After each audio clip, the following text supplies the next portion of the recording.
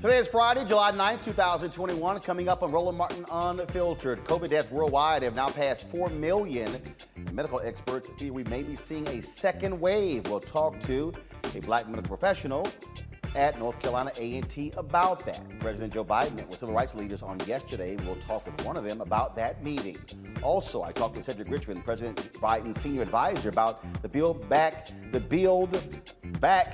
Better agenda. We'll also talk about what they're doing to ensure black businesses are getting a part of these infrastructure dollars. In our Where's Our Money segment, we'll talk about a collaboration between Pepsi and the National Urban League that will provide black restaurants with the help that they need. Plus, an internal survey by Walmart found many high-ranking black employees wouldn't recommend working at the company.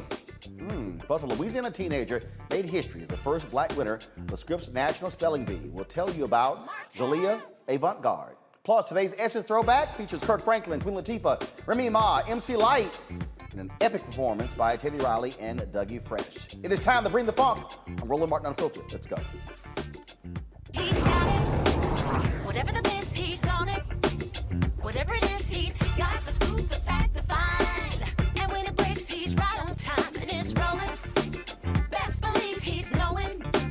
Putting it down from sports to news to politics. With entertainment just for kicks, he's rolling. It's on go, roll, y'all. It's Roland Martin, yeah.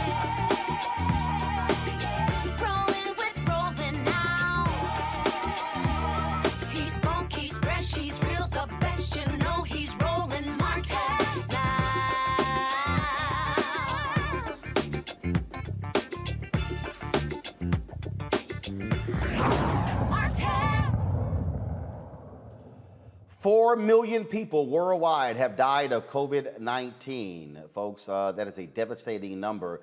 The cases, 186,618,097. Here in the United States, 34,677,918 reported cases and 622,235 deaths. Now, last week we told you about the Delta variant that is spreading rapidly and becoming the new dominant strain in the United States. Experts are saying another new variant, the Lambda variant, has already spread to 29 countries, including the United States, and is circulating heavily in South America. In North Africa, only 4% of Tunisia's citizens are vaccinated, which is twice the average across the continent. Countries are struggling with vaccination efforts due to a lack of accessibility. In Haiti, they're about to roll out their vaccination programs. Of course, they now have serious problems there because of the assassination of their president. Now, while other countries face the difficulties of the pandemic, the CDC is saying vaccinated teachers and students no longer need to wear masks inside school buildings. The CDC's new announcement follows a decline in COVID-19 hospitalizations across the nation and a national campaign making children as young as 12 years old eligible for the various vaccinations. Dr. Joseph Graves, Jr., professor of biological science at North Carolina A&T, joins us right now. Doc, glad to have you here. When we talked to you last year about COVID-19, you said there are going to be different strains. That was, I think it was March or April.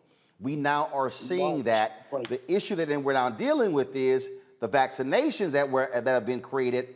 Can they counter these new strains? Well, right now, the good news is that they can, but we don't know how long that's going to be true. So the problem that I've been consistently pointing out to as many people as I possibly can is that evolution works and the virus evolves. And currently, while the vaccines do protect against both infection and also, most importantly, hospitalization and death, there's no guarantee that that's going to continue to happen. And let me give you a really concrete example of this. In 1917, the influenza then acted very much like COVID does now in terms of mainly killing old people or people with pre-existing conditions. But after 1 year of evolution in the human species, by 1918, the 1918 variant killed across all age categories. And eventually the pandemic lasted 5 years and killed over 100 million people worldwide. And so my fear is that we're just beginning to see what COVID can do. And so the idea that people are falsely presenting is that we're somehow out of the woods is absolutely incorrect. And the thing here is, I mean, you have these states that rush to open up. You have folks who are unwilling to take the vaccination. You've got conservatives who say, look, I'd rather die than take these vaccinations. You got people who are still acting a fool, upset with masks. And I'm sitting here going, y'all act like everything is all hunky-dory and all good. It's not. We've had Dr. Ebony Hilton, who's been on the show. She said a friend of hers who was vaccinated actually got COVID. Other people have talked about that as well, them having the vaccination and still getting COVID. So you still got to take precautions.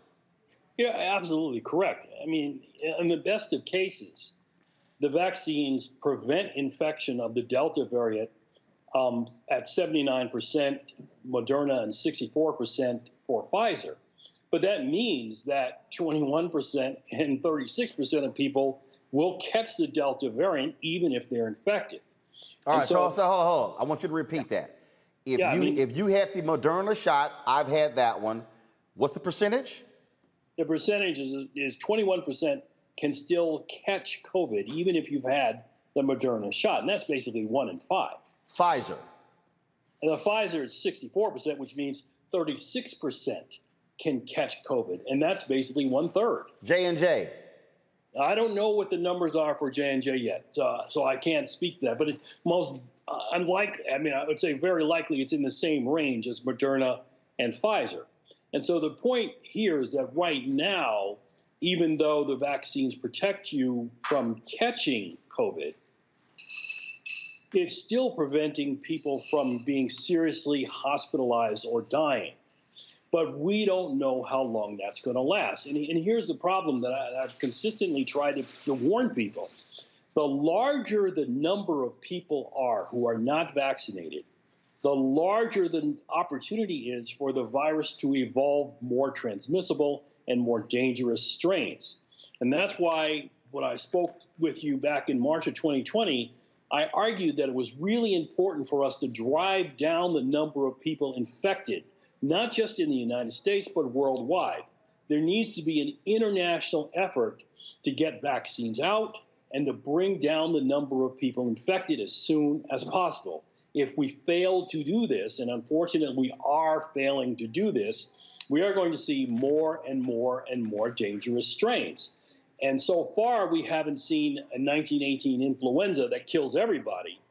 But I hate to say it, and I hate it when I'm right, but if it continues on this path, I will say we will definitely see a more dangerous variant coming along in the not too distant future. And this is also why, we've made this point that you've got to have the federal government putting the resources, and I keep saying it, putting it in Black-owned media, putting it in other forms to communicate to people the right information. And it doesn't help when you have these assholes at Fox News and OAN and Newsmax who are constantly out here fighting vaccinations, fighting masks, saying it's time to stop wearing masks on buses and trains and airplanes. And I'm like, are you idiot? Do you fools realize what's actually going on?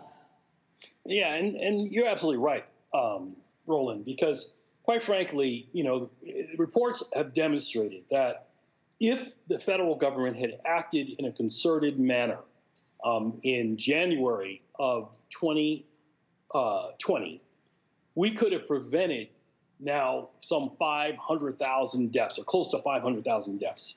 So I lay all those deaths at the doorstep of Donald Trump and the people in the Republican Party and in the right-wing conservative media that enabled his crazy messages to go to the public. These people are irresponsibly killing people that did not have to die. So somebody's listening to us right now, African Americans listening, and they're like, hey, Doc, I don't care. I'm just not going to take this vaccine. Basically, what you're doing is you're playing Russian roulette with your life. The reality is you can very well die. If you take the vaccine, what you're saying is even if you get the Delta strain, you're not going to be as in bad of a shape as folks who do not have the vaccine. Correct. Vaccination will still save lives with the Delta variant. And quite frankly, this comes down to not just a question of saving your own life, but saving the lives of the people you love. And I have to believe that people still do love other people besides themselves. And so, the longer we go with people not vaccinated, the more we are essentially, using the word Russian roulette, or rolling the dice towards an apocalyptic pandemic. Now, again, I characterize COVID right now as a level 3. But this non-vaccination, this anti-vaccine campaign is driving us in the direction of a level 4 and a level 5. And we have an opportunity now to stop this. And if we don't, future generations are going to look at this foolishness, and that's if we have future generations, which are not at all guaranteed if we keep this nonsense up. But they're going to look back at the foolishness of this generation, and we will be held account. Dr. Joseph Graves, professor of biological sciences at North Carolina A&T University. We certainly appreciate it. Thanks a lot. Thank you, Roland. All right, want to bring in my panel. Michael Imhotep, host of the African History Network show. Brittany Lee Lewis, political analyst. Candace Kelly, justice correspondent, BNC. I'm going to start with you, Brittany. It is utterly illogical. It is really illogical when you listen to these fools whine and complain and yell, when you listen to these nutcases on Fox News when they themselves have been vaccinated, when their building is still shut down, when Rupert Murdoch, who owns the network, has been vaccinated, was one of the early people. They are so sick and demented because they are playing to their idiotic base and they're fighting this whole issue. It's just dumb.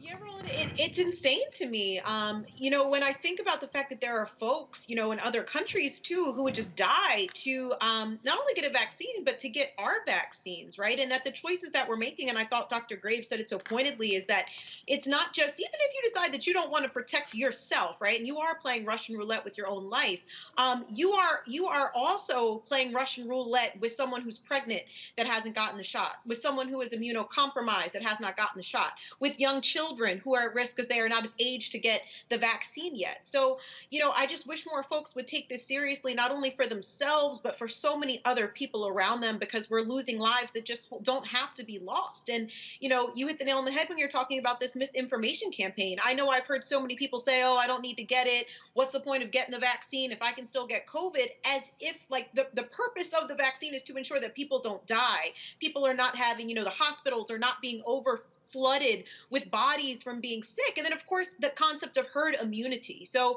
it's really unfortunate. And again, we're talking about people's lives here. I don't think, look, they don't care about the lives. It's all about, frankly, politics. I mean, Candace, you have this idiot Charlie Kirk with Turning Point USA going on and on and on, trying to launch this anti-vax campaign when the co-founder of his own organization, the one who set him up for all the money he's making, that fool died last year of COVID. The hypocrisy is really stunning when we think about, first of all, these media organizations that you talked about and the doctor talked about. It's their responsibility right now actually to let people know that soon and very soon, you will probably be mandated to wear those masks. Soon and very soon, you may not want to give your 12-year-old and under a shot. But that's coming. When we look at the UK and that variant and how 90% of those people who are affected have been those people who've been between 9 and 12 predominantly. So there are a lot of things that are coming down the pike that the media is just missing out on and informing people. And as you said, people close to home in every circle, no matter what circle you are, you can be someone who is crying that the vaccine is no good. And if people right in your circle this is a continued part of the lie. This all stems from Trump, the Republicans, and that whole era that should be done soon, but it is not. It is alive and well. And people just need to be warned and understand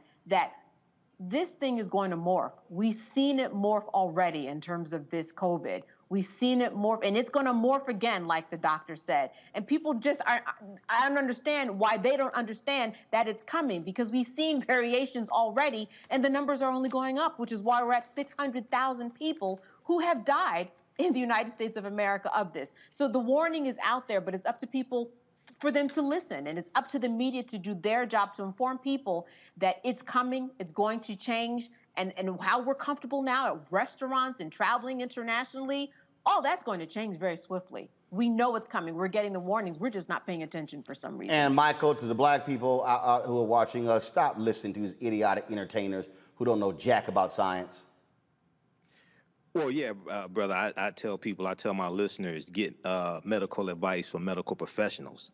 Don't listen to these simple Simon-ass people in social media or these entertainers. A lot of these same people back in February and March of 2020 were saying black people couldn't get coronavirus. How'd that work out for you? But even more importantly than that, when we look at the propaganda that Fox News is pushing and Rupert Murdoch, not only did Rupert Murdoch get vaccinated, but Donald Trump got vaccinated. Donald Trump and Melania Trump got vaccinated before they left the White House, but they did it in private. So you have Trump supporters who are fighting vaccination. Now, I'm not saying they should get vaccinated. I'm saying seek out medical advice, okay? But here's the thing. A lot of this mask aversion, Trump, the GOP and Fox News, OAN, and this right-wing conservative media, they have taken the mask aversion and they have turned this into an attack on critical race theory. And then what they have done is infiltrated local school boards and Scruffy Two Shirts, Steve Bannon on his podcast said the way to political power now is gaining positions in your local school boards. So this is all a coordinated effort. Yep. Okay. So this is really what we have to understand. But get medical advice from medical professionals. And, you know, I'm like the Lone Ranger. I don't take my mask off. I'm still wearing my mask. I don't care what the CDC says. I just don't have it on now because I'm on your show. But other than that, I still wear my mask. So we have to protect ourselves. And lastly, the great pandemic in 1918, 675,000 Americans died. Okay, between 1918, 1919, and early 1920, 675,000 died. We're at 600,000 right now with coronavirus Americans dying. So we have to be very careful. Absolutely. And so, folks, I'm telling you right now, if you're one of these people who believes in not getting vaccinated, I'm sorry, you're crazy. You're playing. Look, there's no flip side to death. Once you're gone, that's it. That's it. You're not Lazarus. Jesus is not going to breathe life back into your body. That ain't happening. And so you better want to live as long as you possibly can and not play these games. And so also, if you're having events, y'all better sit here and have social distancing. You better mask the hell up. You better sit here and tell people to wash their hands. But people are walking around out here acting like everything is just all great and it's no and assuming everyone else is vaccinated, which was part of the problem when they just opened everything up because people began to assume. And I'm telling you right now, don't sit here and play games with your life. And then you be like the rest of these people. I keep seeing these stories who are going, oh my, like there was some conservative who believed that crap. Then all of a sudden started whining and crying because they almost died. Yeah, that's what happens when you listen to dumbass Tucker Carlson and dumbass Sean Hannity and Laura Ingraham and those idiots on Fox and Friends. Now, hey, white America, if y'all want to kill yourselves by listening to Fox News, fine. Go on by yourself, kill yourself, but don't come near us black people, okay? And Roland, we know when we look at the map for places that are not vaccinated and for those people who have voted for Trump, you put them over one another, it equals up that if they're not vaccinated, then they probably voted for Trump. You look at the map, the numbers almost are equal to the numbers of people who are not vaccinated and voted for Trump. We know where the message is coming from. Yeah, Charles McLaughlin on YouTube says, mask it or casket? Right. That's a bumper sticker right there. I'm just saying, y'all can play games, but stay the hell away from me. All right, folks. Right. Yesterday, President Biden met with civil rights groups. And, of course, while he was doing that, Vice President Kamala Harris was visiting Howard University talking about how voting suppression is happening all across this country. The Democrats also announced they're going to spend $25 million to combat Republicans on voting requirements. That seemed to upset Georgia Governor Brian Kemp. During an interview on Fox News, Kemp defended the state's, voter suppression laws by responding directly to Vice President Kamala Harris. Here's this weasel. Hey, we got to fight like hell. That's what I've been telling people. We have the truth on our side. Now the vice president's lying like the president has been about Georgia's law. We actually add the amount of days that people can vote early on the weekends in the state of Georgia. We've got many more opportunities for people to vote early than President Biden's own state of Delaware and a lot of other states where the Democrats are in control. They're just not being truthful to people. And listen, this is just part of their playbook. Their legislation failed at Congress to have a federal takeover of elections, which is unconstitutional. Now they have the Department of Justice when we have, violent crime, killings in major cities all over the country, a crisis at the border. And the fight they're picking is suing us over our Elections Integrity Act. And they realize now after the Arizona ruling, that's not going to work. So now they're moving to the Democratic Party at the national level, trying to spend $25 million to cancel us. But my message is, look, we're going to stand up and fight. We have the truth on our side, but you need to be aware. They're going to try to cancel you. They're going to try to boycott your business, move your ball game, just like they did the All-Star game in Georgia. They're going to come after your way of life. This isn't a fight just in Georgia. This is a nationwide fight. It is one worth fighting, and that is what I'm going to continue to do.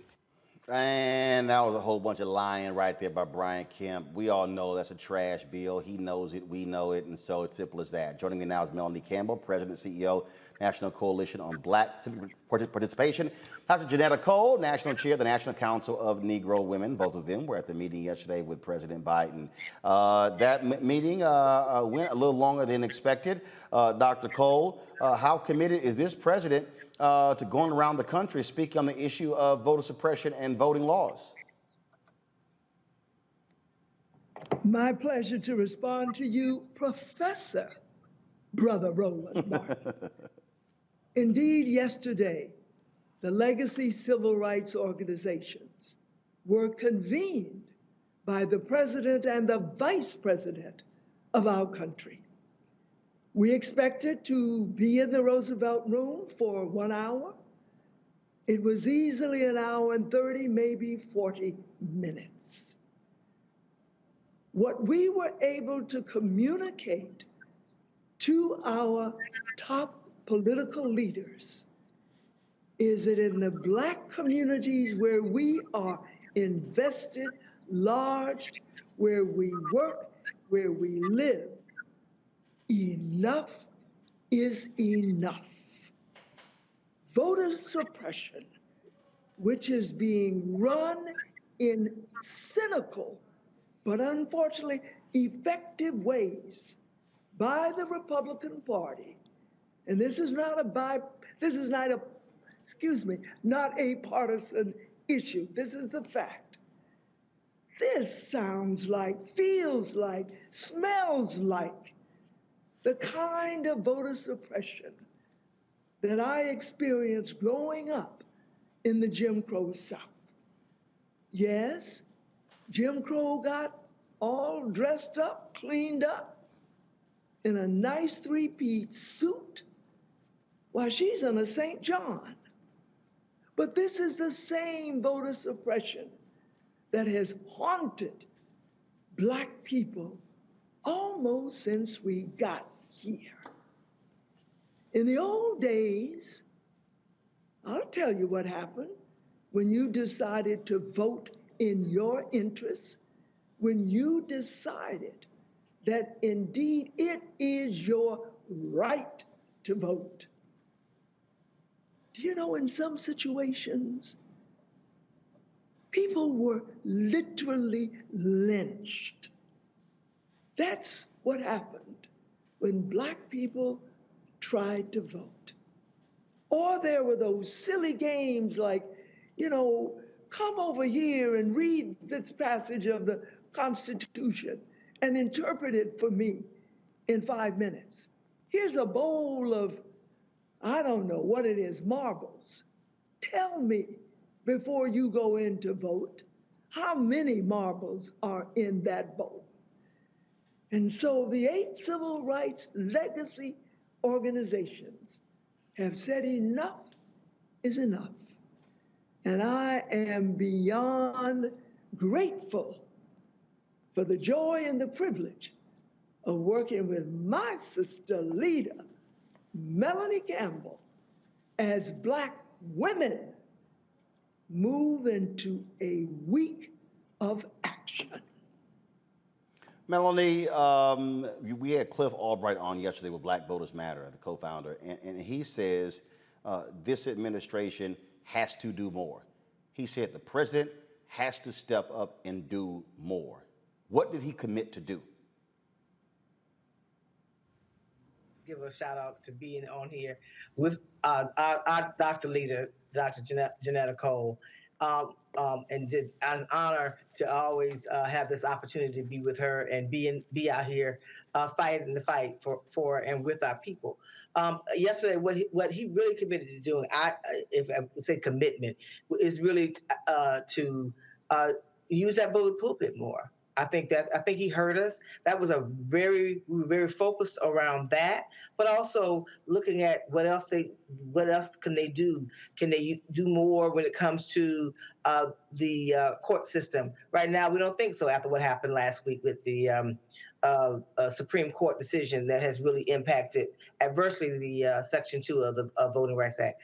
But also, what can they do when it comes to executive action and get out here and show the sense of urgency. presidents go out and they sell what they want, what they need to sell if they can't get the Congress to move. So both President Biden as well as Vice President Harris, I think they heard that. I think part of what I can't say with 100%, but I think what a lot of what we had to say with him maybe have had an impact on him being able to make this speech on Tuesday and use that bully pulpit, because it's a powerful tool to use, and you can do some great things from that pulpit, from that I said pulpit, excuse me, but from that bully pulpit, but also some really horrific things that we know we continue to live through. So I think that was very, very important, and the sense of urgency I think we left there with them. If it wasn't there, I think it's more there now. Dr. Cole, so what is next? I mean, what should the public be doing? What should the folks watching and the people who are members of these various organizations? What the public should be doing is listening carefully to leaders in the 8 legacy organizations as we make the call for action. I'm going to turn it back to my sister leader, Melanie, to talk more specifically. But let me just say from my perspective, again, growing up in the Jim Crow South, everything that we have gained as a result of action. And so what you will see in the coming days throughout the summer will be action in defense of our right to vote, which is at the center of American democracy. We're not just using words loosely. We're talking about a democracy under assault. That is the correct description when people, based on the color of their skin, are being systematically prevented from voting. Sister Mel, if the brother professor is willing, maybe you would tell us more specifically what we've got planned. And I want to make sure I'm clear. It's not that we're saying it's time to act. It's time to keep acting. Organizing is going on. Cliff and Latasha, I was out there with them on that freedom ride a couple weeks ago. So it's about continuing to put the street heat out here and to make sure that we set the alarm bells for our community and others to know that this democracy, as Dr. Cole said, is under attack.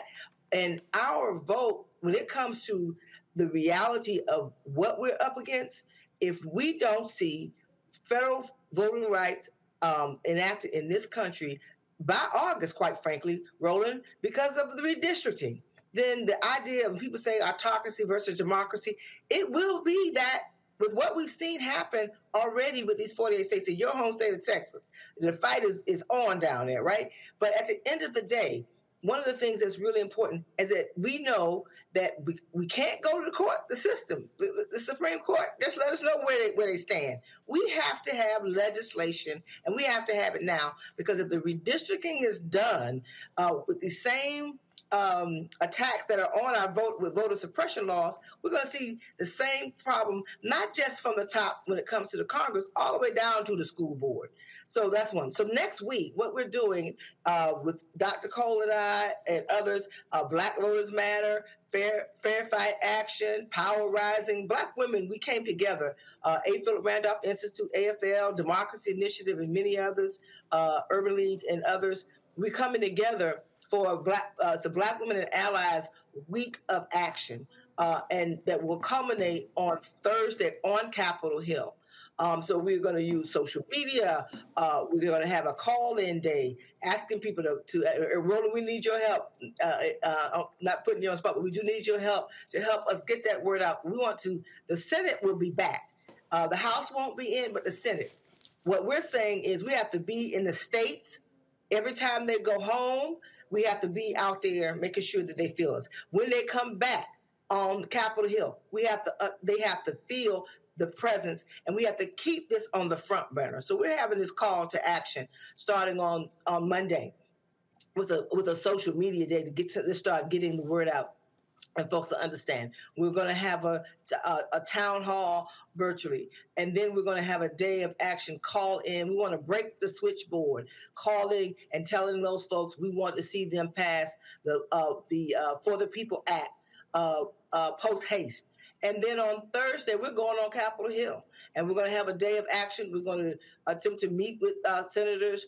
We're going to have some direct action on other things, a rally, and really show our presence for that week. And then I know that the following day is going to be either the leadership conference is having something, because it'll be a 1-year anniversary from the passing of John Lewis. So we're going to get in some good trouble, if you will, in the name of Congress, of our brother, the late Congressman John Lewis. And we have to keep the pressure on. We have to, so the meeting that we had, the mobilizations that have already been had, and we're trying to come together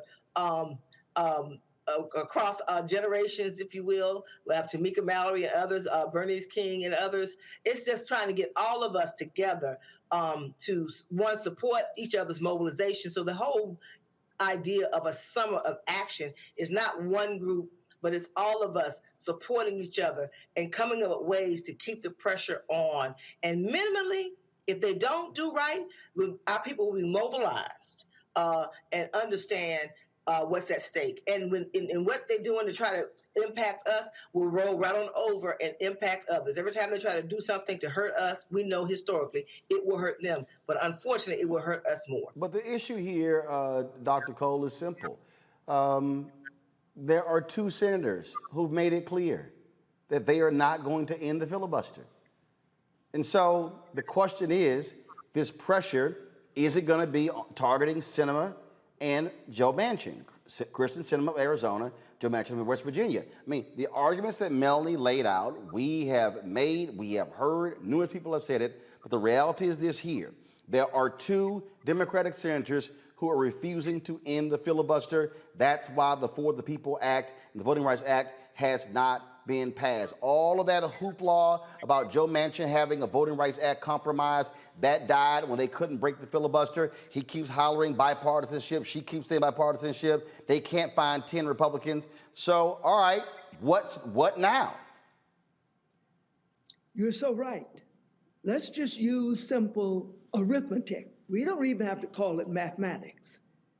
We need every Democrat, I mean every, to stand up and speak out and vote in the interests of the people. We know that historically, this filibuster has been used to stop issues being passed, acts being passed that are in the interest of the people. And so I'm not going to sit here, Brother Professor Roland, and act as if this is just a little challenge. You know, we can do the arithmetic and we can convince some more Democrats and maybe even a few Republicans. This is a serious challenge. And one of the things that I liked so much about our time yesterday with the president and the vice president of our country is that they had a spirit of realism, not optimism. Because when you do the simple math, it's hard to call it optimism. But realism says that there are still ways that we can get legislative action. Because if we can't, then we have to ask, what happened to our democracy? Melanie, final comment. I would say, Roland, one of the things that we continue to speak out about is reforming the filibuster. That we put that out there, and we will. That's part of the message too. I mean, and it's not about. I don't know that we can convince 10 Republicans. I participated in these meetings. First of all, the answer is no. Okay, I mean, I'm sorry. The answer is no. That's fine. But I can tell you this, brother, you know it. We're not going to sit on the sidelines. We got to keep pushing and fighting. It's like that's the bottom line. But on the fight. by pressure. But on by the fight, pressure, did y'all press President Biden to put more pressure on Sinema and Manchin? Okay, of course we did, Roland. Anybody that needs to be put pressure on, whether it's Democrat or Republican, we get that, right? So as I stated at the beginning, we put it out there. We told them they need to use the bully pulpit. He is the head of the Democratic Party. So those two people are Democrats. So put the pressure on your friends and your foes. But also, I don't think we can just do it through the normal process of just sausage making, which is why it's important that we all do what we can to push and get the people. We need a movement about this. We need a real movement that will take place in this country, because at the end of the day, whatever we do, we won't get anything. We could get something short term if we're able to get some other kinds of legislation passed. But if we don't have the ability in 2022 to pick the candidates of choice, we are in trouble for a decade and longer, because some of us have lived long enough to know that, right? So we know it's a uphill battle, and that's why it's like we need all hands on deck, and we got to support each other, and we got to raise the hell that needs to be raised with our friends and our foes. Dr. Janetta B. Cole, Melanie Campbell, we certainly appreciate it. Thanks a lot. Thank you, Roland. All right, y'all take care. Michael, I'll start with you. Here's the deal. I need to see Biden putting pressure on Sinema and Manchin. He's not. When he spoke in Tulsa, he said 2 senators. He wouldn't even name them. We knew he was talking about, but he wouldn't name them. And so here's the dilemma that these legacy civil rights organizations are going to have, and Cliff and Latasha with Black Voters Matter have talked about it. You're going to come back to black folks and ask for more? What argument can be made that you got control of the House, you got control of the Senate, you control the White House, and you still can't get a voting bill passed? Roland, I'm going to try to be as respectful as I can. I saw press conferences yesterday. I saw interviews with people that were in the meeting. And I know I'm 50 and I think my hearing is going out. So I thought I ain't hear what I heard, but I got earbuds on right now. Listen to them. So I respect the sisters. I think we need less love vote and more Amistad slave revolt. First of all, I ain't hear anything about putting pressure on corporations that help finance Sinema and Manchin, as well as the GOP.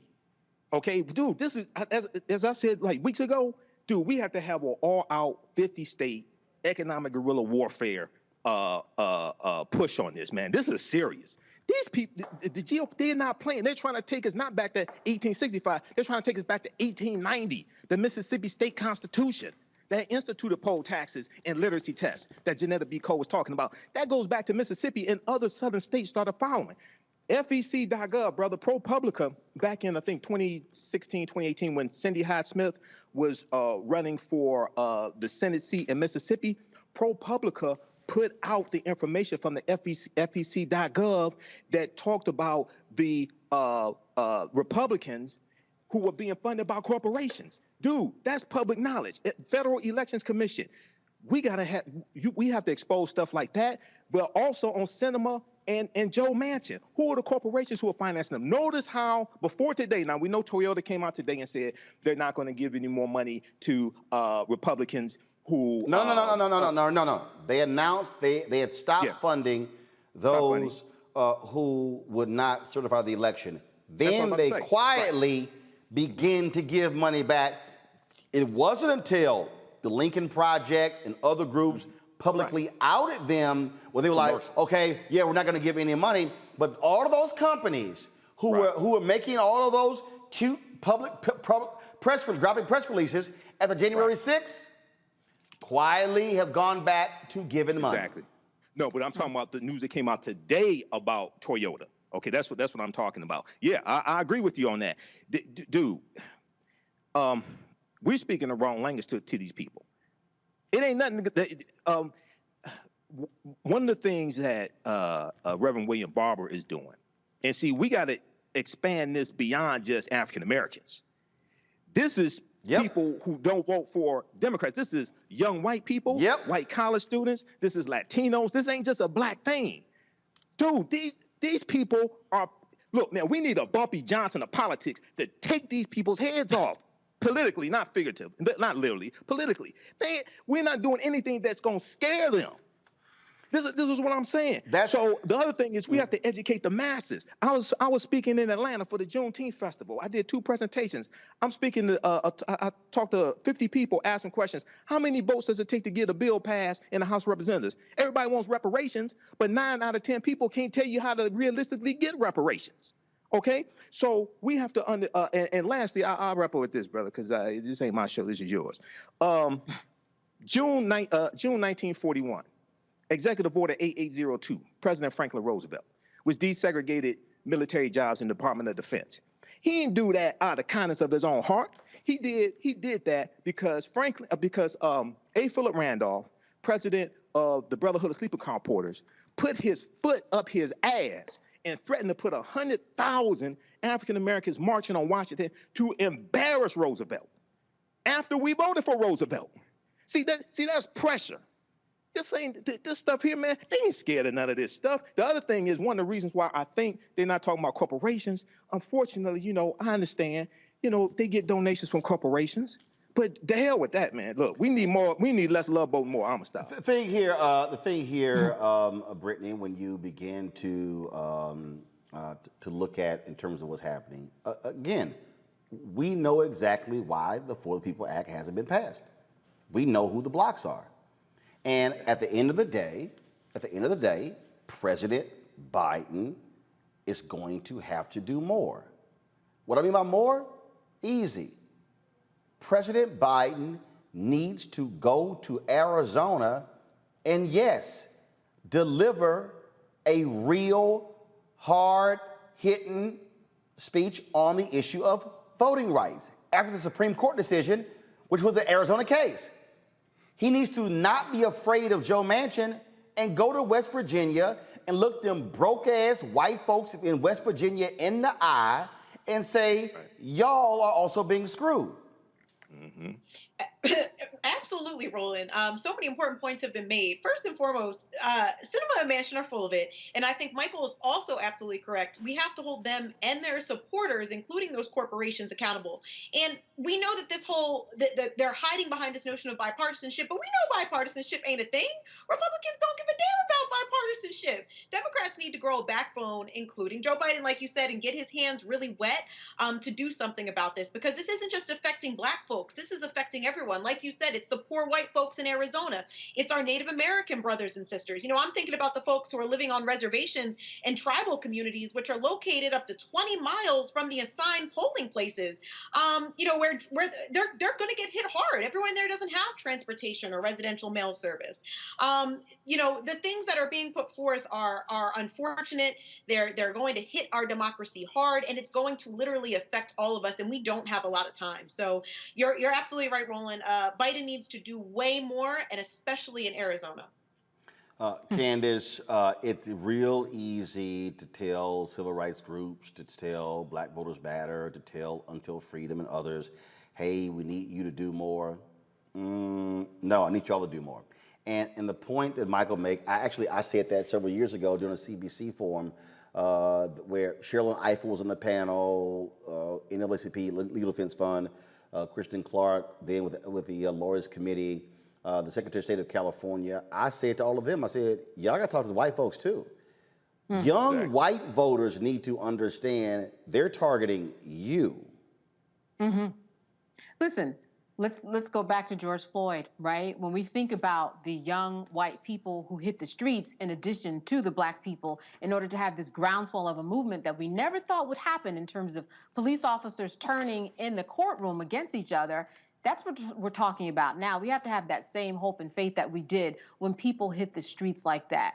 Like Melanie said, we have to start a movement that's just as important as the movements that we've seen for this past year, because the Supreme Court has already made it very hard for us to fight voter suppression. So we have to go to the states, like you said. Joe Biden has to go to regular, basic politics. Go to the person, speak with them, sit with them, go to their state and ask them and inform them about things that they might be wrong about. That's really what politics is. Just talking with people, negotiating, figuring out where we're going to have a meeting on the minds if you're far too left and I'm far too right. So you are right. There are some solutions, but today I'm not sure if we heard that was what came out of the meeting. Also, where's this $25 million going? What exactly is it going to do that Kamala Harris talked about in terms of informing people, educating people, and making sure that voters' rights are not suppressed? What's going to happen with that money? That could help start this groundswell of a movement that Melanie was talking about, that we need to shed light, to bring attention to these facts, to let them know that just as important as it was for you to get on the streets and march in terms of George Floyd and justice in the criminal justice system, it's just as important when we talk about voting rights. You know, you talked about the Supreme Court case. A couple of people have talked about it on this panel. And I'm going to quote Justice Elena Kagan in her dissent in that 6-3 decision having to do with the Supreme Court and Section 2 of the Voting Rights Act. You know, it's good that we have the Voting Rights Act on one hand, but it's bad that we still have to have it and have to go ahead and validate it again because we just haven't reached. Oh, Candace, she froze. All right, Candace froze there. So let's try to get her back. Speaking of back, President Joe Biden's Build Back Better plan is his 3-part agenda to revitalize the country's economy. It includes 3 plans. They are the $1.9 trillion American Rescue Plan, the American Jobs Plan, and the American Families Plan. Earlier today, I talked with Cedric Richmond, the senior advisor for President Joe Biden, with regards to the plan and also what are they doing to ensure black businesses are benefiting from these contracts. Let's get right to it. President Joe Biden's agenda in terms of Build Back Better agenda. Exactly where does it stand specifically? How has this been helpful to black folks? Well, I'm gonna go back, Roland, but I'll try to do it very quickly. It was a year ago today that we laid out the Build Back Better plan, and that was before the election, before inauguration. But we knew that in order to build back better, one, we would have to get the pandemic under control, invest in people's lives, and give them some direct payments and help immediately to get us to a point where we can invest in infrastructure and then human infrastructure. So what we did was we passed the American Rescue Plan, $1.9 trillion. In it, it had 1,400 direct payments for about 165 or 68 million Americans, at least 1,400. It had the extended child tax credit in there, enhanced, which will reduce black poverty this year for children by 50%. It will reduce black poverty overall by about 38% this year, along with an enhanced earned income tax credit. And in the American Rescue Plan, we put $5 to $6 billion in there to help farmers and pay off their loans of farmers who have been historically discriminated against. And that's specifically for those black farmers. So we did the American Rescue Plan. Now we came back with the American Jobs Plan, which is the infrastructure plan.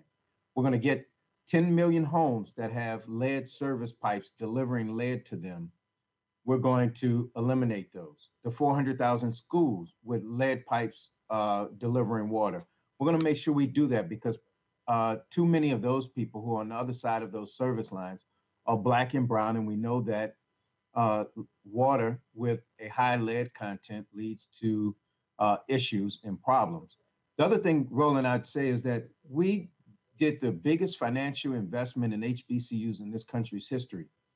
We did $4.2 billion for HBCUs, $1.6 billion in capital finance, loan forgiveness or debt forgiveness, which they had been asking for and desperately needed, and then another $2.6 billion to help them through the hard times. And so we know that the Black community is disproportionately taking the health pandemic effects of it and the economic. And so we're going to cap it off by leaving the American Jobs Plan and then going to the American Families Plan, which combine the American Families Plan with those things that were left out of the jobs plan. And that's where we get our Build Back Better plan from. And that's going to invest in another 2 years of free education.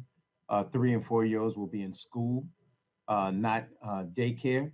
We're going to make that child tax credit that we did for 1 year. We're going to make it, we're going to extend it out along with the enhanced earned income tax credit. And that child tax credit, 95% of the children in this country, their families will get a tax break because of the legislation we passed. And families with children will start seeing checks come on July 15th every month to the end of the year, because we don't think people should wait to the end of the year.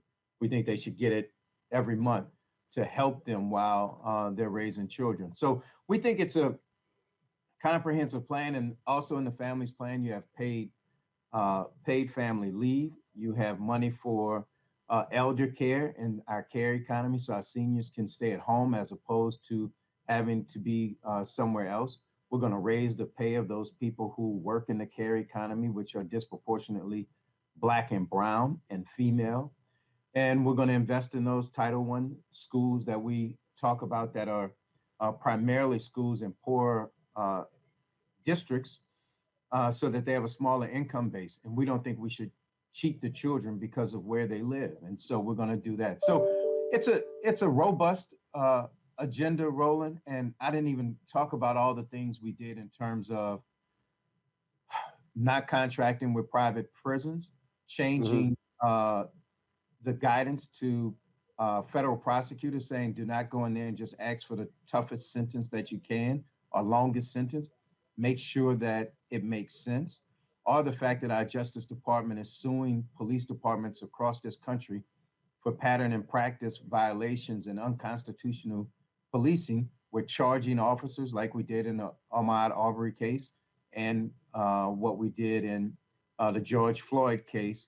And then we're also suing to fight discriminatory voting rights actions that disproportionately hurt Black and brown people. So we have a big agenda. We're not saying we're done, but what we're saying is we're intentional about it. And by the way, and I'll start with this, we've nominated 4 Black women to the federal courts of appeals. There's been no president in the history of this country that has nominated more than 4 African-American women to the Court of Appeals. We've gotten 2 confirmed. And by the way, we're only on day 107. Mm-hmm.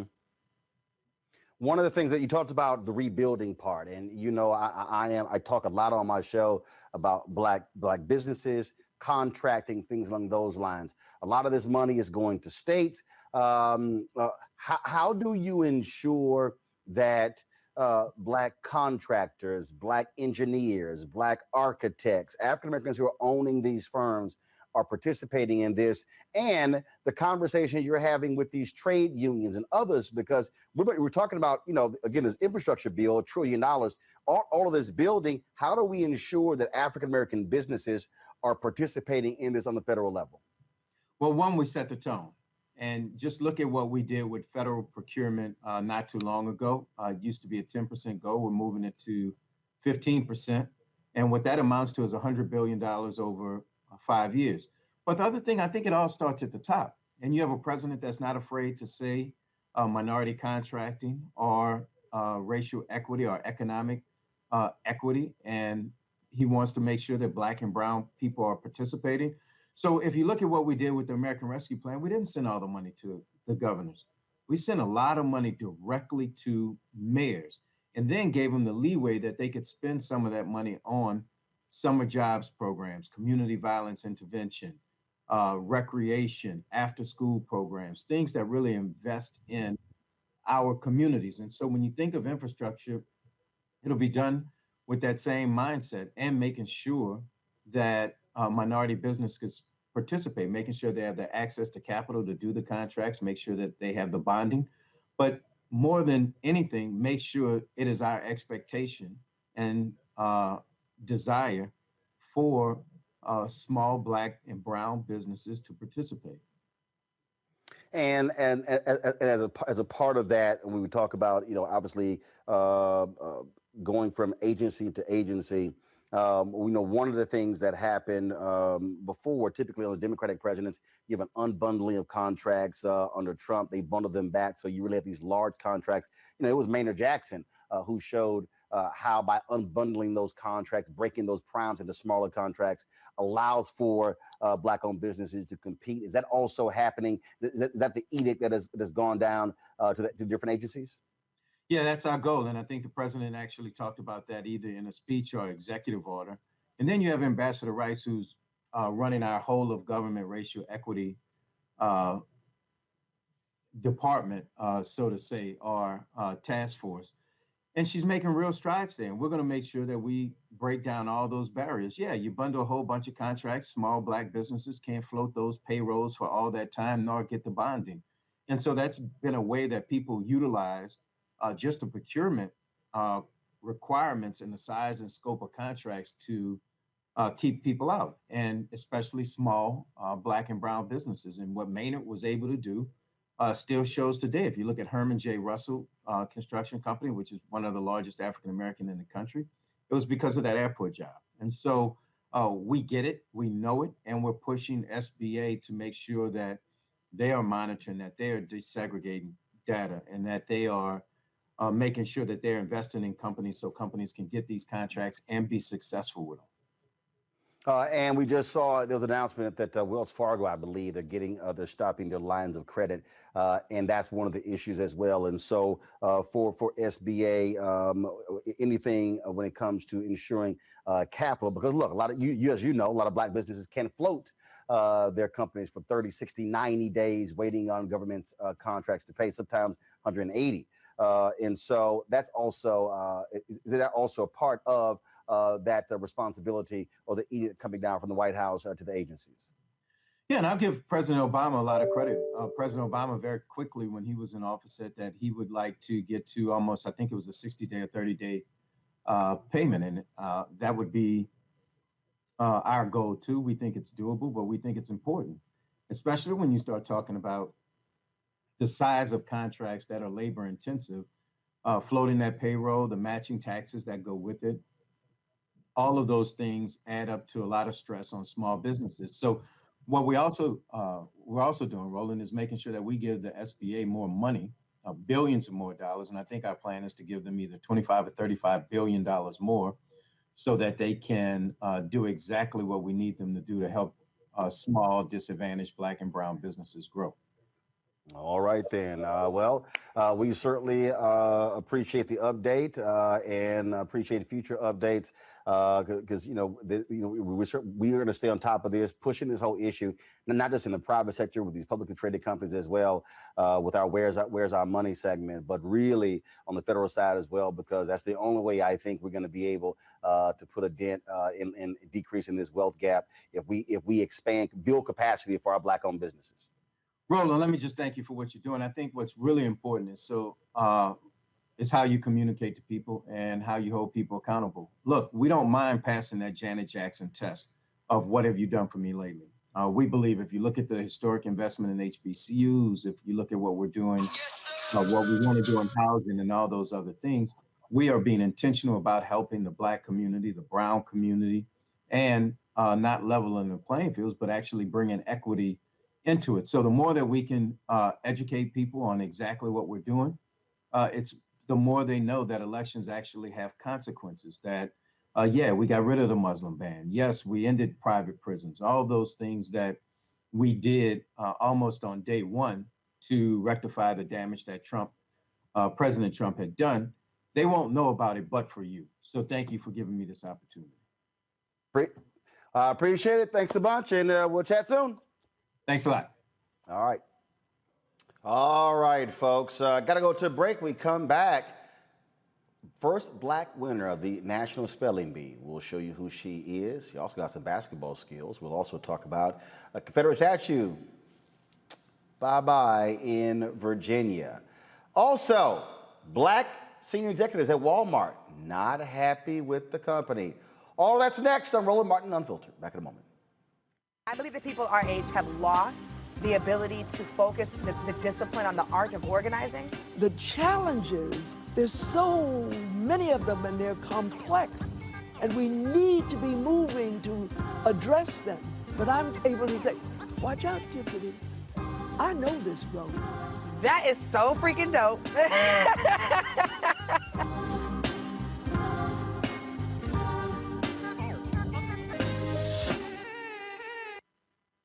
Racial injustice is a scourge on this nation, and the black community has felt it for generations. We have an obligation to do something about it.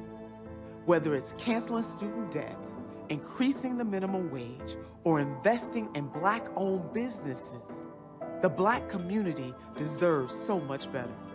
I'm Nina Turner, and I'm running for Congress to do something about it. Seeing a non-constitutional filibuster being used to block constitutional voting rights, and we can't stand for that. And people all over the country are saying they want VRA, they want the For the People Act, they want living wages, and they're tired. We can't separate this stuff. Voting rights, living wages, infrastructure. The same people are trying to block all of it together, and we must stand up together. We need a season of nonviolent direct action to deal with this and to change this nation. We must do more than just rally now, because our democracy is being threatened. And the question is, which side are you on? That's how we won voting rights. That's how we're going to keep voting rights. This is a serious moment. This is not a small moment that we're in. If we got to sit in Senate offices, if we got to sit in the streets, we're not going to do an insurrection. We're going to do a resurrection. We're not going to do an insurrection. We're going to do active mobilization all across this country and in Washington, D.C. Some things you can't compromise on. We cannot fail in this moment. Hey, I'm Cupid, the maker of the Cupid Shuffle and the Wham Dance. What's going on? This is Tobias Trevelyan. And if you're ready, you are listening to and you are watching Roland Martin Unfiltered.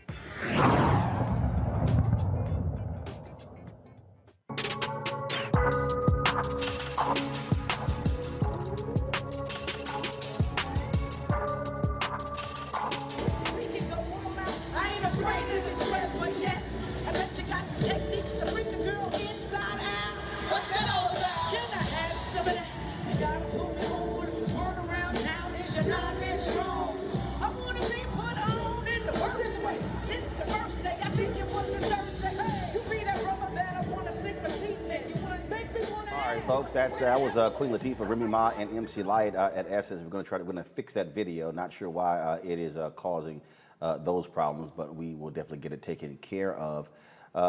Folks, let's talk about a couple of stories. One that really jumps out that is kind of interesting, and that is black employees at Walmart are making it perfectly clear they're not happy with the company. Bloomberg reported today an internal survey where many high-ranking black employees would not recommend working for the world's largest company, while the country's largest employer has been vocal about recruiting a diverse workforce and spending millions of dollars toward advancing racial equity. Its black employees say they face barriers when trying to advance their careers, such as favoritism and internal politics. Black employees make up nearly 21% of Walmart's workforce, but only 12% of the black employees are on the managerial level and just 8% at the officer level. Candace, I'll start with you. Last year, I actually spoke at Walmart at their Bentonville headquarters for their MLK program. CEO Doug McMillan was there. I got a chance to go to lunch after that with a number of black executives. And the questions I raised to them then were, what are the numbers? And really, when they talked about sort of the top tier positions, you never really had more than two. And we had a conversation about the kind of pressure that needed to be applied and making it perfectly clear, the opportunity that was there. Then, of course, you had the George Floyd death in May. Walmart announced that they were going to spend $100 million over 5 years on issue dealing with race equity. But the thing that I keep saying to these companies, whether it's Walmart, whether it's ESPN, whether it's Disney, whether it's, we can on and on and on, that it's very easy to provide aid and scholarship to folk you don't know. But if you cannot deal with your own house, that's really irrelevant. It's sort of like the people who say, I want to help black kids learn, but you won't help your nieces and nephews who can't read. Right. If you don't take care of home, you ain't got credibility going outside of home. Exactly. So the fact that Walmart is talking about how they sponsored the Essence Festival, sure, that sounds nice on paper, like you said, but we know, first of all, I'm surprised that there were 2 people in various positions when you talk to these big managers and giants at Walmart. Normally there's O&O, one and only. There's a one and only person, right? And I'm sure that you've been that person along your career too. I know I have, and probably everybody on this panel. So the bottom line is, like you said, what is happening behind closed doors when we have managers that are hanging out with each other, during cocktail hour and babysitting each other's kids, and they're able to carpool at work. A lot happens outside of the office space and inside that apparently Walmart needs to look at. Because listen, the employees said, pay not so bad, benefits not so bad, but no, I wouldn't work here. That wasn't even a marker or an indication. In terms of I could stay here. The pay is good enough where I can stay here. They said it was okay, but I can't stay here and I can't recommend friends or family to be here. That is a big deal. They need to have an internal assessment as to what's going on, to why these 56, I believe, higher ups said what they did so that they can correct it, because it's not going to be corrected with, as you said, just giving scholarships or money to Essence. The thing here, Brittany, in the moment that we're in, and this is what I keep saying to black folks who are in these spaces. You ain't getting shit today. So why are you going to be so quiet tomorrow? I mean, at some point, people have to understand that unless you call folks out, and look, and I get it, there are people who are afraid to lose their jobs. There are people who have kids in private school. They say, well, Roland, everybody can't be, and trust me, I've heard it all my whole career, Roland, everybody can't be as radical as you. You know, we all can't do that. And I'm like, guess what? Y'all just gonna sit your ass and sit and be quiet and complain. And then what I can't stand are those parking lot militants. The ones who talk a lot of trash in the parking lot as you're walking to the car leaving home. But then when you go back into the building the next day and it's time to speak up and you do so and you turn around and they're sitting here like, and you're going like, yeah. At the end of the day, these companies are not going to change unless we have black people inside of them who are forcing the change. Absolutely, Roland. I wish that I could say I'm surprised with Walmart, and I think that anybody who knows anything about the retail giant knows that they're famous for all types of, anti-union policies, the use of foreign labor, child welfare issues. They're notorious for wage theft. So, one, I'm not surprised. I think it's a reflection of what's going on even at the bottom, right? Our hourly workers are struggling and constantly talking about the issues that they're running into at Walmart. So I'm also not surprised that we see that when it comes to the supervisors and black people in general. I mean, the very institution of Walmart is racist. Its business model is essentially racist, no matter how much, philanthropy they claim to do. So I'm not surprised. And it's imperative that, I hope everyone gets together and organizes against the chain, right? Because you're right. That's the only way that anything is going to change. And the thing here is, Michael, this ain't just Walmart.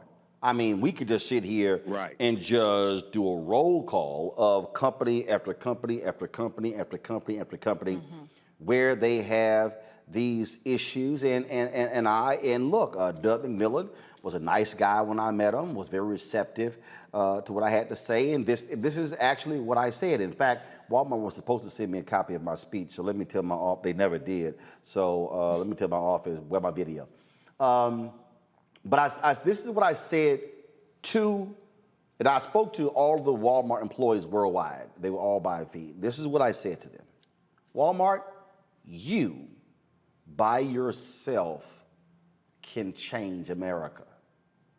First of all, do people realize that there are several daily flights direct from New York to Bentonville, Arkansas? Y'all, I ain't say, hell, you ain't got a lot of direct flights to Little Rock. But the reason there are direct flights to Bentonville is because of Walmart. And Tyson Foods is down the street. So the reality is Walmart shifts industries. Companies like Amazon shifts industries. That's right. Procter & Gamble shifts industries. Apple shifts industries. And so what I said to Walmart, with the CEO, Dubman Miller, sitting right there, is that if you make a decision that this is what we're going to do when it comes to diversity, this is what we're going to do when it comes to advertising with black media, this is what we're going to do when it comes to contracts with black-owned companies, you can alter the entire industry if you then say, and if any of y'all doing business with us can't match us, you can't do business with us. That is how you change the game. Yeah, we have to renegotiate our relationship with corporate America, brother. I'm not surprised with Walmart, and I was just about to say we have to do this with corporations across the spectrum that we spend dollars with. Now, this is connected to the protests of summer 2020, the George Floyd Black Lives Matter protests, when all these corporations came out and they said, we're going to pledge this amount of money, that amount of money, things like this. How did you change internally? Okay, and how are you treating African-American employees? But the other question I would ask Walmart and all these other corporations, why are you so silent now on these voter suppression bills as they're passing? It's like about over 20 have passed state legislatures. No. So see, this is like, here's my whole deal. Follow me here. Okay. That's a separate issue. See, let me tell you why I'm separating them. Okay. The reason I'm separating them is because that gives the company an out. I want to deal with the money. Yeah, I agree. See, because here's the deal. I think a lot of them, they want us to have that conversation. See, let me unpack that. And let me unpack that, and I want everybody who's listening, people who are watching it and listening to the podcast, to understand this. America wants us talking about criminal justice reform, voting rights, mass incarceration. They actually are fine with that. Not when we talk about the money. Because see, what we're talking about over here, Michael, with these senior executives, we're now talking company shares. We're now talking, we're now talking actual, the ability to create wealth. We're now talking about high 6, 7, and 8-figure salaries. Now we're talking about not just 1 or 2, I'm talking 5, 10, 15, 20 folks up and down the chain, folks on the officer level, director level, senior executive level, junior executive level, and all throughout. Because see, now again, we should, Black Voters Matter, the groups should be challenging them on that. But we also got to be real clear when we're dealing with the money. Because if we let them off the hook with the money and only focus on those things, then we're in the same situation. Everything King was doing really from after 63 was about the money. What happened was black people, actually, we were so heavily tilted to politics that we didn't focus on the money. This complaint here about from the black employees, this is not a survey of all black employees. This survey that Bloomberg got their hand on was 56 senior black executives. That's a money conversation. Oh, I agree. As somebody that graduated from Wayne State University's business school, I totally agree. It's about the money as well. And when we had that conversation about the money, in addition to that, conversation about contracts that these corporations, including Walmart, have. Contracts for janitorial services, contracts for advertising, all that, because that deals with African-American-owned businesses. Contracts for advertising on Roland Martin Unfiltered, that deals with African-American-owned businesses that are allowed to grow, okay, because they have contracts with these corporations as well. That's another conversation dealing with the money as well. So I totally agree with you. We have to have multiple conversations. Yeah, so I think what now according to Walmart, this was a preliminary deal. There were several affinity groups they have there. They have ongoing conversations. But the thing here, it was very interesting because, you know, when we had that lunch, a lot of them black employees were like, damn, this bro is like really radical. And I'm like, hello? See, hello? I've been there. I mean, again, my whole deal is when these companies invite me to speak, I don't change my message. Right. I don't change my tone. I'm real clear. If you gonna invite me, you gonna get me. And I'm gonna say, and what I also do is I challenge black senior executives to say, hell, y'all can't be quiet. Because if y'all quiet, we know that brother in the mailroom and that sister on the dock, we know she gonna be quiet. That's right. And what also, and see, right now, Candace, where I am on this thing is, you got black people sitting on boards of directors. They has got to say something. Here we are out here demanding these companies spend more with black-owned media. I need the black people sitting on the board at Pepsi to say something. I need the black people sitting on the board at McDonald's, sitting on the board at Apple, the black folks sitting on the board at Square. We can go on and on saying something. You ain't there just so you can get some stock options and get some cash. You supposed to be there representing more than just you. You can't not say something now. Monday is not going to be the same. Monday shouldn't be the same in terms of, now that this report is out, what is the next step? The power is in the hands of those 56 men and women who are in those positions, and let it trickle down. Like you said, let them see what you're doing at the top. They're at the top of the top, not the top where most of the white men are. But for those who are at the top of their game internally there at Walmart, they have to do something, and it will trickle down. They've got all the power. We're talking about it here tonight. They've got the power tonight, so Monday's got to look different. They have to hold Walmart accountable. And Brittany, I just want y'all go to my computer. I just want to show y'all. This is their website. This is the executive management team of Walmart. Doug McMillon, President, CEO. Dan Bartlett, Executive Vice President. And you go down here and you see on this team, I mean, in terms of, you get down to Kelvin Buncombe, Executive Vice President, Neighborhood Markets, Walmart. Let's see, I'm looking for somebody else black. Ben Hassan is the Senior Vice President and Global Chief Culture, Diversity, Equity, and Inclusion Officer. But again, what I'm looking for, let me tell you what I look for, y'all. When I talk about corporate America, I look for people who have P&L responsibility. I met Ben, great guy, but Ben don't have P&L responsibility. Other positions do. You go down here, you keep going, Dr. Cheryl Pigas, Executive Vice President, Health and Wellness. Nice position, that's not a P&L position. Follow me here. Dakona Smith, Executive Vice President and Chief Operating Officer, Walmart US. That's a P&L position. Latrice Watkins, Executive Vice President, Consumables, Walmart US. And so this is so what you have on the executive management at Walmart. You got 2 black women, you got 3 black men out of 9, 12, 15, 18, 21, 24, 27, 30, 33, 36, 39, 42, 45, 48. That's what you have.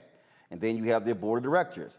I know Carla Harris. She's vice chair of wealth management at Morgan Stanley. I know her well.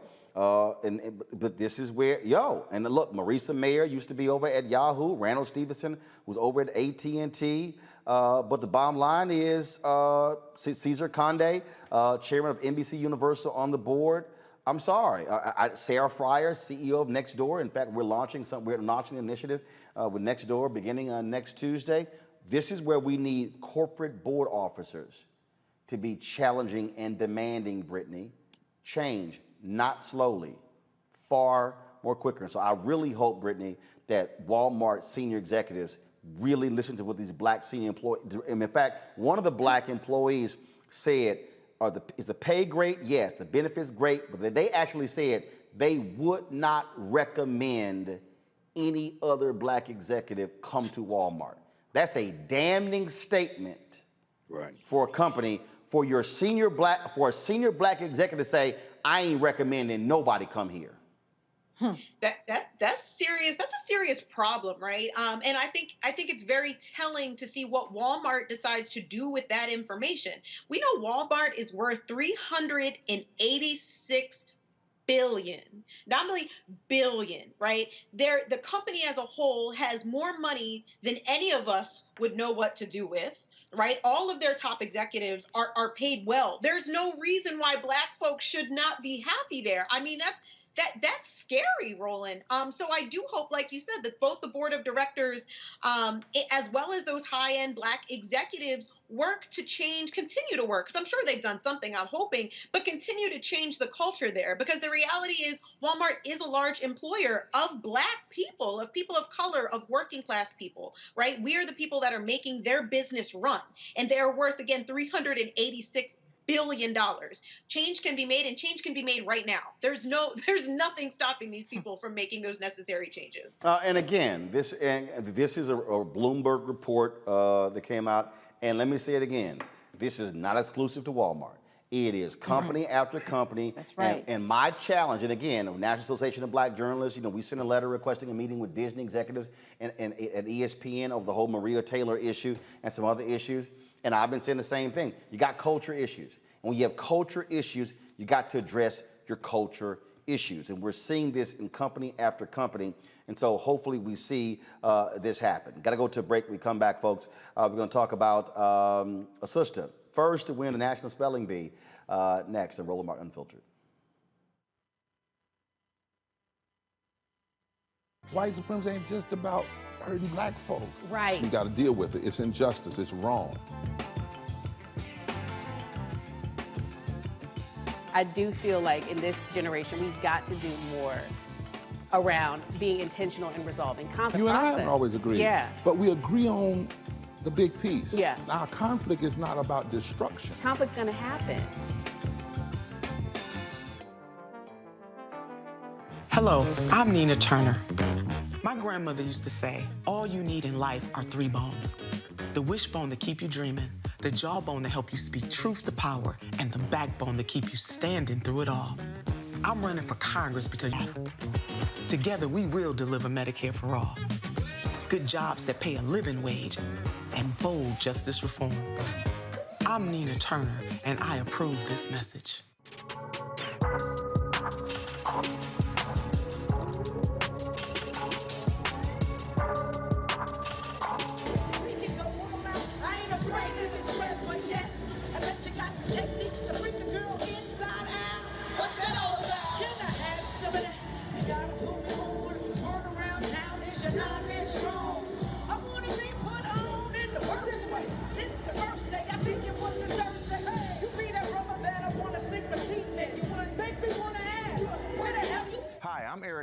What's up, y'all? I'm Will Packer. I'm Chrisette Michelle. Hi, I'm Chaley Rose, and you're watching Roland Martin Unfiltered.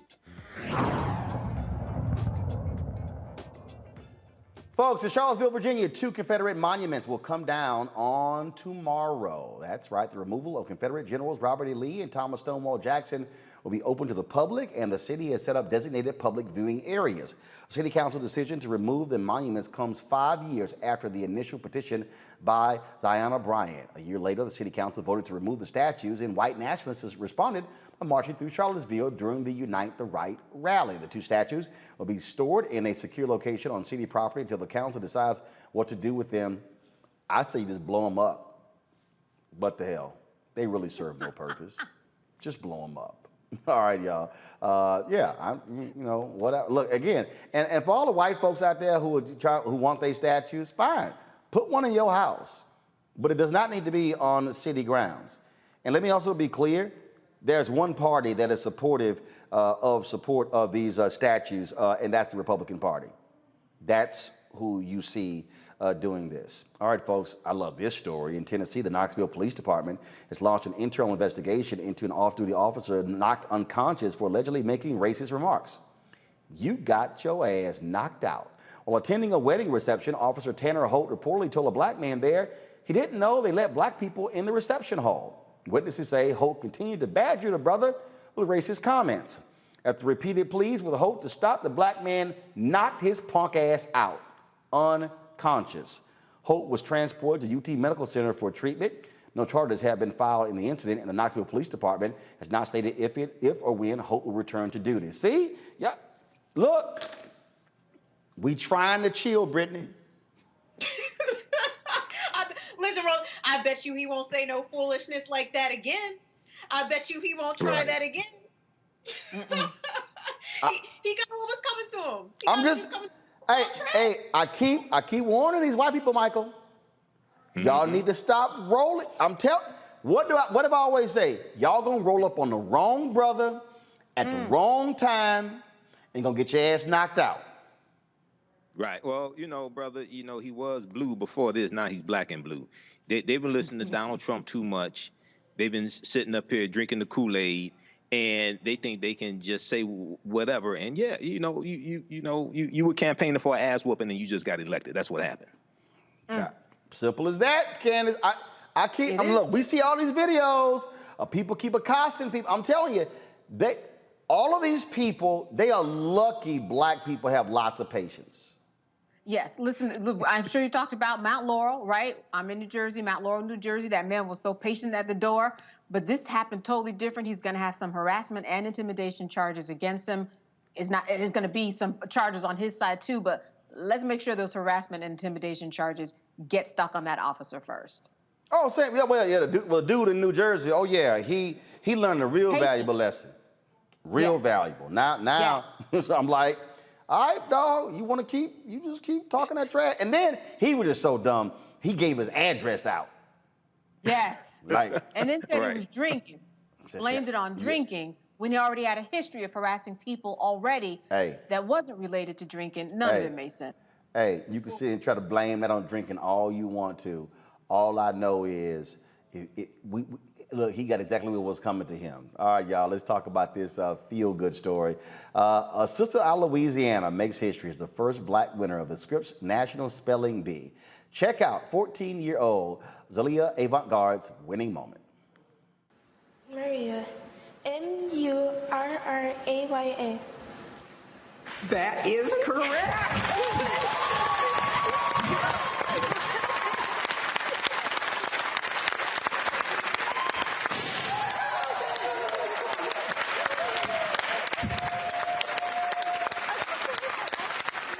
And there is your champ, the holder of 3 Guinness World Records, and now the 2021 Scripps National Spelling Bee winner.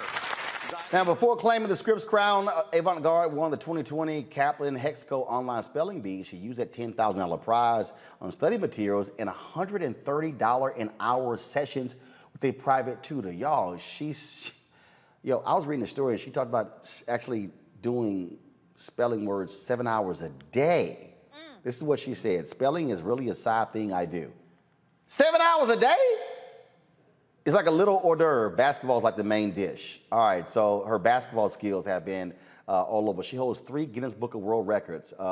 She has this unicycle dribble. So check this out, y'all. So she is amazing with the basketball. As I said, ESPNW spoke with her about her superb accomplishments. Here's what she told ESPN. My name is Zaila Avantgarde and I'm 14 years old. So I have a Guinness World Record for most bounce juggles in 1 minute with 4 basketballs. Don't remember the number, but it's a lot. Then I have one for most dribbles in 30 seconds with 4 basketballs. The one I have, which is like the crowning achievement of all basketball Guinness World Records, is the most basketballs dribbled in 1 minute simultaneously, which is 6 balls.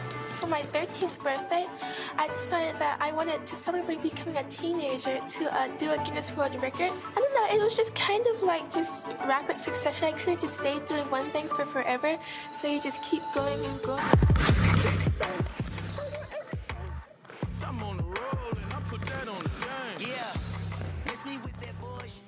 All right, y'all. That's an amazing story. Great smile there, and man, really, Candace, spelling is a side thing. She spends 7 hours a day spelling words. You know what? That's what it takes to be great and excellent and number one at something. What I love most about this story is that one day her father was just watching the spelling bee and said, "Hey, can you spell this word here?" And she spelled it and kept spelling it and kept spelling it. And that's what happens. You expose young people to things that they never thought they could have done. I mean, no, we don't go around, doing fencing, a lot of horseback riding, but expose them to it. It may just take. She wasn't talking about spelling. She was talking about basketballs.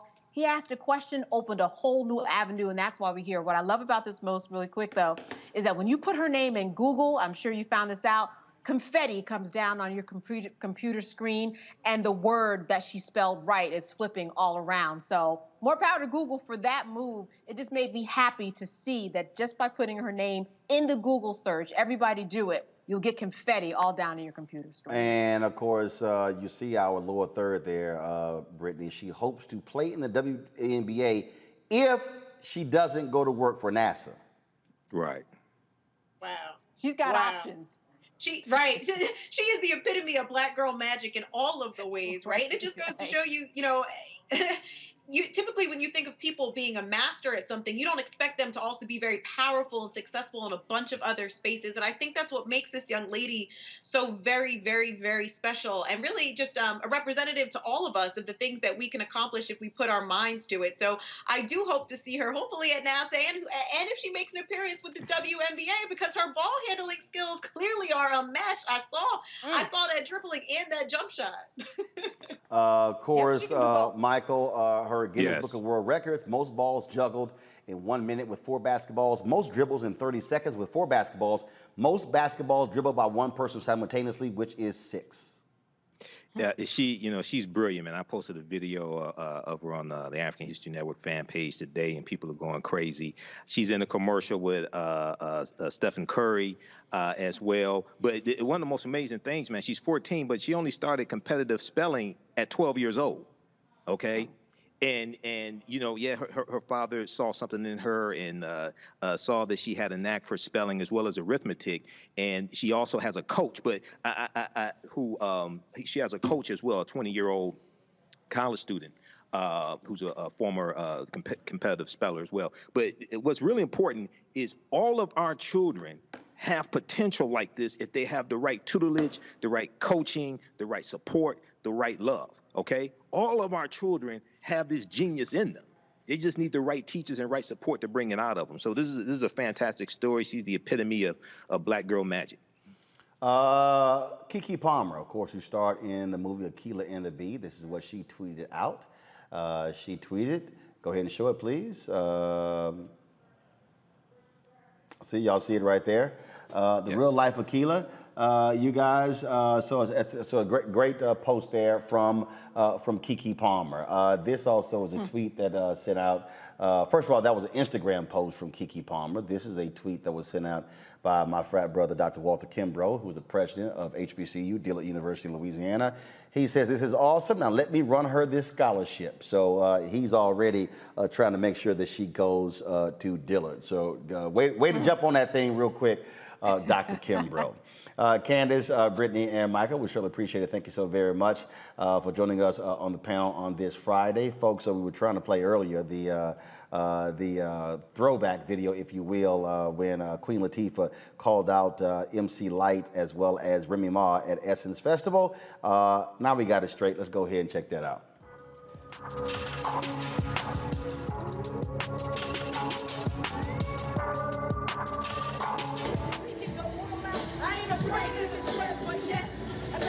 Techniques to freak a girl inside out. What's that all about? Can I have some of that? You gotta pull me over, turn around town. Is your not that strong? I wanna be put on in the worst way. Since the first day, I think it was a Thursday. Hey, you be that brother that I wanna sink my teeth in. You wanna make me wanna ask, where the hell you been? I like the way you be with all that personality.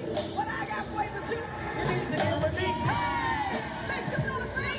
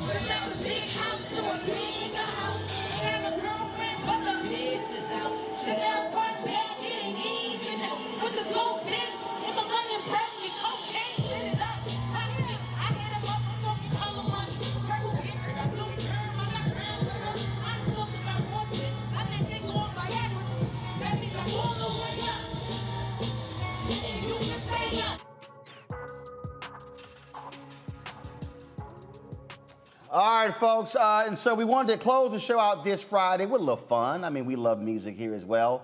How about when Teddy Riley brought out Dougie Fresh, the human beatbox, and Dougie did his thing on the stage. I wanted to go ahead and show y'all that. It's always great to see my man Dougie Fresh when he hits the stage. And so we're going to play that. We'll end the show as well with our Bring the Funk fan club. Y'all know how to support us. Joining our Bring the Funk fan club, Cash App, $RM Unfiltered, PayPal.me/RMartin Unfiltered, Venmo.com/RM Unfiltered. Zelle is Roland at RolandSMartin.com, Roland at RolandMartinUnfiltered.com.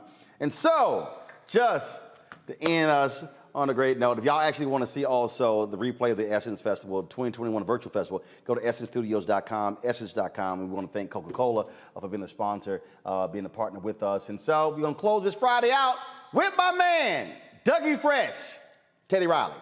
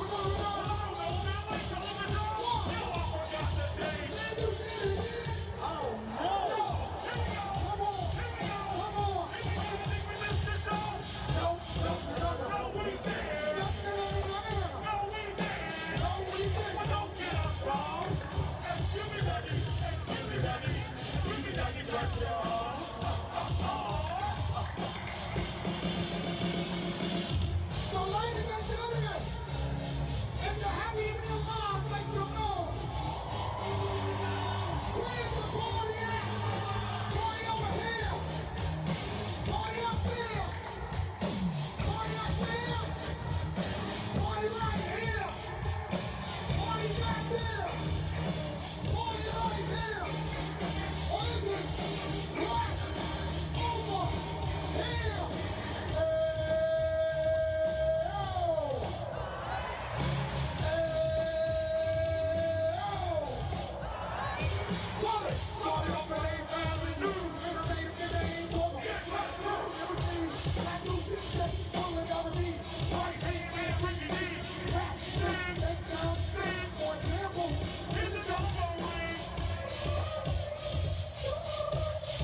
Hello. Do we got any beautiful black women in the house? Right here. Anyway, check out the new sound. And it gotta be the rock way. O-D-O-U-G-R-E. Come on, boy. Not to the. And you're pretty. You can be control and entertainer. Don't worry about the wind, pretty boy now. Back in the nation, also, that's a big rock later. That's just down. I'm in, fuck them like so. What's the move between show and improving your time? What? Do that record jam on the groove. What? Do that record jam on the groove. What? Do that record jam on the groove.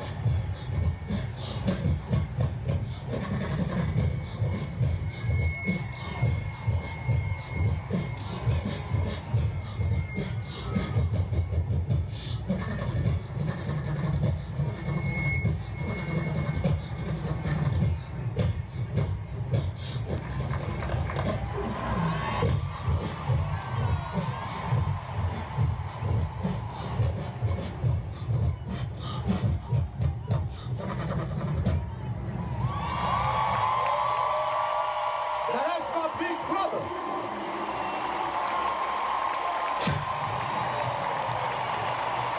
Teddy, you remember this? Yep, yep.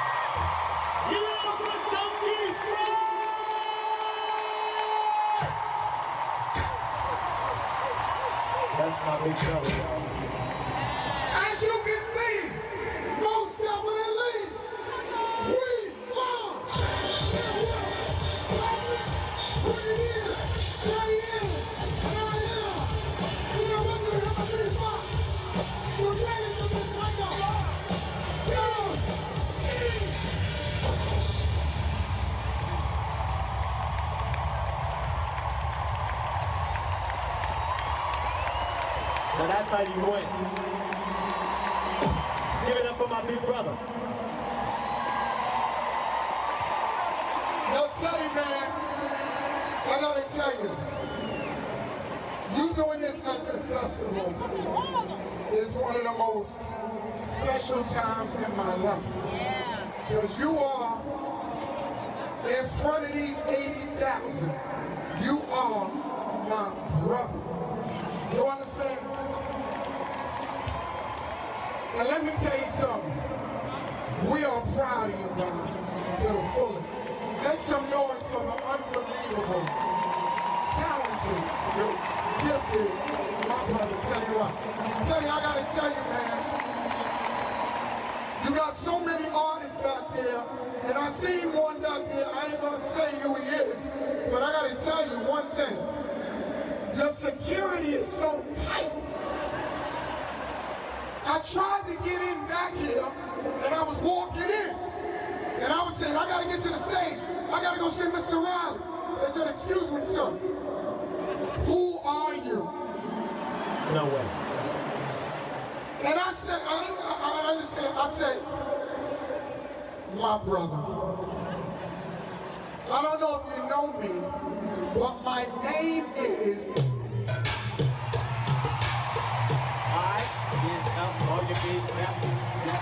That's what I told him. Then I said this, Teddy. I said, you probably know me. They'll give you the heat dropper. Black America since I created the people. That fresh cat, that heat the seat high. Time we want, we leave a lot around the bar. I'm the oldest, youngest, honeys but all sweet. Hands in the air, still dancing the free. In fact, whoever's left, y'all can let this soak. But first, I'll be out, y'all. Let me clear my throat. Back now, pass that sound. But back, they like it back.